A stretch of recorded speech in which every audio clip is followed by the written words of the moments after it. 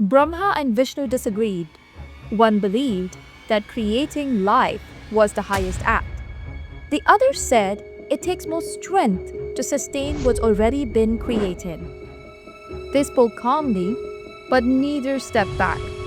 The disagreement sat between them, unfinished, and something heard it. Then came the fire.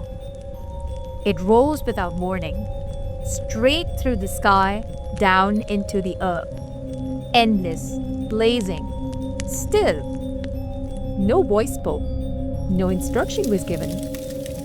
But Brahma and Vishnu understood the unspoken challenge. If they could find the edge of it, the top or the base, they could settle what words could not. So they chose their paths. Vishnu turned downward. He took the form of a boar and down, through soil, through stone, deeper with every step.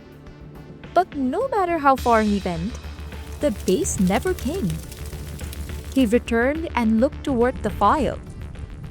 I couldn't find the end, he said. Brahma moved upward. He became a swan and soared beyond clouds, beyond stars, into the farthest stretch of sky. But the top remained out of reach. Then something white drifted past him. A flower, the ketaki. Once offered at the summit, now falling. Brahma reached out and caught it. And a thought surfaced. Quiet, tempting. What if this was enough? What if no one needed to know that he hadn't reached? What if the flower could speak for him? Vishnu stood waiting.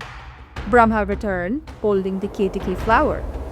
He looked toward the pillar and said, I reached the top. This flower saw it. The flower hesitated. It could have stayed quiet, but it didn't. It agreed. Then the fire stirred. Shiva stepped out of the fire. He looked at Brahma and said, From this day forward, you will not be worshipped. Then he turned to the ketaki. You will not be offered to me, except once, on the darkest night of the year. He returned to the fire, and it closed behind him. Brahma wasn't set aside because he failed. He never reached the top, and that was fine. What changed everything was the lie. The moment he claimed to know, he stopped seeking. Curiosity gave way to control. The openness was gone. From that moment, growth was no longer possible. Because the journey only continues when you're willing to say, I still don't know.